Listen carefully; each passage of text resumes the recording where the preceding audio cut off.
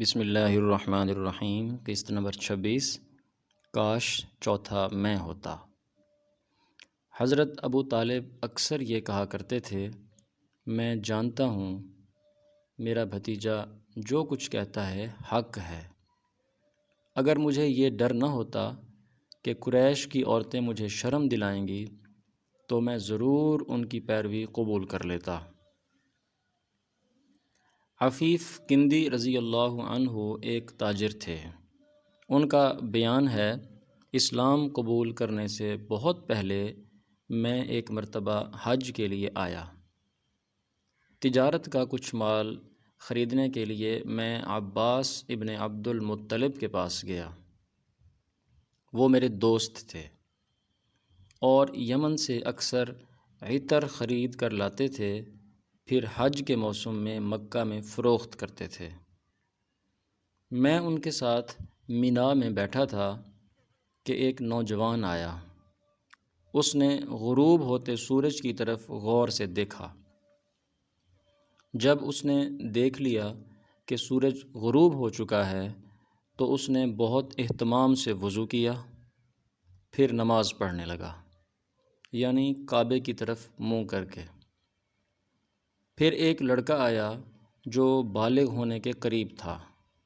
اس نے بھی وضو کیا اور اس نوجوان کے برابر کھڑا ہو کر نماز پڑھنے لگا۔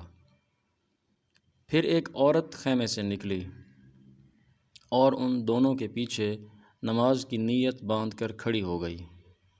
اس کے بعد اس نوجوان نے رکوع کیا تو اس لڑکے اور عورت نے بھی رکوع کیا۔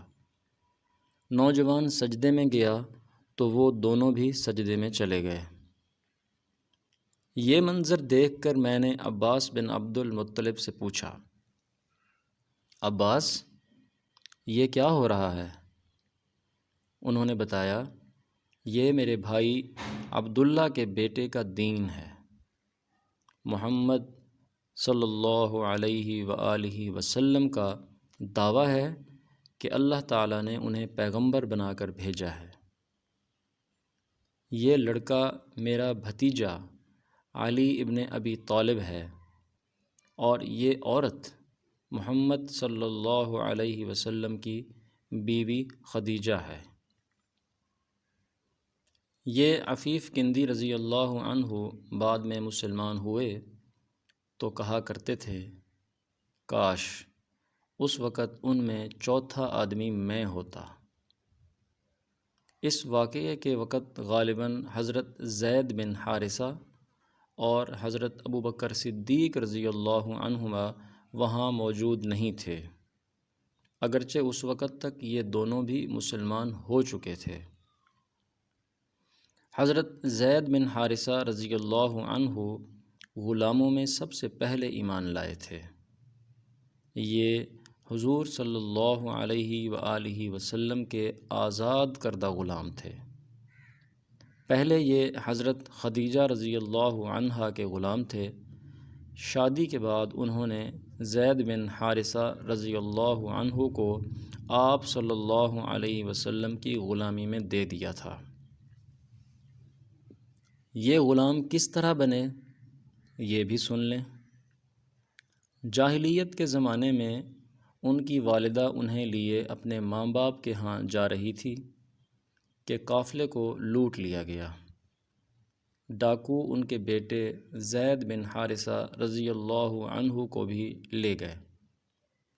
پھر انہیں عکاظ کے میلے میں بیچنے کے لیے لایا گیا۔ ادھر سیدہ خدیجہ رضی اللہ عنہا نے حکیم بن حزام رضی اللہ عنہ کو میلے میں بھیجا۔ وہ ایک غلام خریدنا چاہتی تھیں۔ حضرت خدیجہ رضی اللہ عنہا حکیم بن حزام رضی اللہ عنہ کی پھوپھی تھیں۔ حکیم بن حزام رضی اللہ عنہ میلے میں آئے تو وہاں انہوں نے زید بن حارثہ رضی اللہ عنہ کو بکتے ہوئے دیکھا۔ اس وقت ان کی عمر 8 سال تھی۔ حکیم بن حزام رضی اللہ عنہ کو یہ اچھے لگے، چنانچہ انہوں نے سیدہ خدیجہ رضی اللہ عنہا کے لیے انہیں خرید لیا۔ حضرت خدیجہ رضی اللہ عنہا کو بھی یہ پسند آئے اور انہوں نے انہیں اپنی غلامی میں لے لیا۔ پھر نبی کریم صلی اللہ علیہ وسلم کو ہدیہ کر دیا۔ اس طرح حضرت زید بن حارثہ رضی اللہ عنہ آپ صلی اللہ علیہ وسلم کے غلام بنے۔ پھر جب آپ صلی اللہ علیہ وسلم نے اسلام کی دعوت دی تو فوراً آپ پر ایمان لے آئے۔ بعد میں حضور صلی اللہ علیہ وسلم نے انہیں آزاد کر دیا تھا، مگر یہ عمر بھر حضور صلی اللہ علیہ وسلم کی خدمت میں رہے۔ ان کے والد ایک مدت تک ان کی تلاش میں رہے۔ کسی نے انہیں بتایا کہ زید مکہ میں دیکھے گئے ہیں۔ ان کے والد اور چچا انہیں لینے فوراً مکہ معظمہ کی طرف چل پڑے۔ مکہ پہنچ کر یہ آپ صلی اللہ علیہ وسلم کی خدمت میں حاضر ہوئے اور آپ صلی اللہ علیہ وسلم کو بتایا کہ زید ان کے بیٹے ہیں۔ ساری بات سن کر آپ صلی اللہ علیہ وسلم نے ارشاد فرمایا، آپ لوگ زید سے پوچھ لیں، اگر وہ آپ کے ساتھ جانا چاہیں تو مجھے کوئی اعتراض نہیں، اور یہاں میرے پاس رہنا چاہیں تو ان کی مرضی۔ زید رضی اللہ عنہ سے پوچھا گیا تو انہوں نے نبی کریم صلی اللہ علیہ وآلہ وسلم کے ساتھ رہنا پسند کیا۔ اس پر باپ نے کہا، تیرا برا ہو زید، تو آزادی کے مقابلے میں غلامی کو پسند کر رہا ہے۔ جواب میں حضرت زید رضی اللہ عنہ نے کہا، ہاں، ان کے مقابلے میں کسی اور کو ہرگز نہیں چن سکتا۔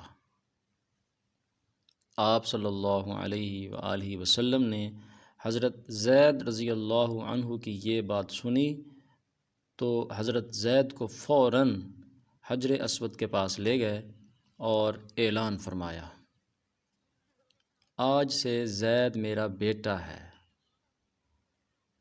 ان کے والد اور چچا مایوس ہو گئے، تاہم نبی کریم صلی اللہ علیہ وسلم نے انہیں اجازت دے دی کہ وہ جب چاہیں زید سے ملنے کے لیے آ سکتے ہیں۔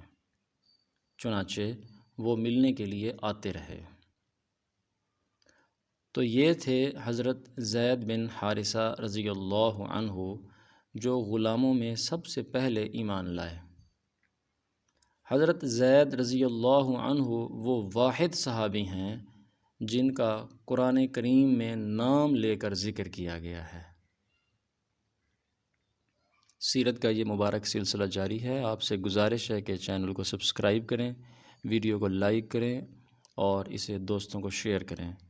اگلی قسط انشاءاللہ کل بروز اتوار ریلیز ہوگی۔ چینل کے ساتھ جڑے رہیے۔ آپ کے تعاون کا شکریہ۔ جزاکم اللہ خیر۔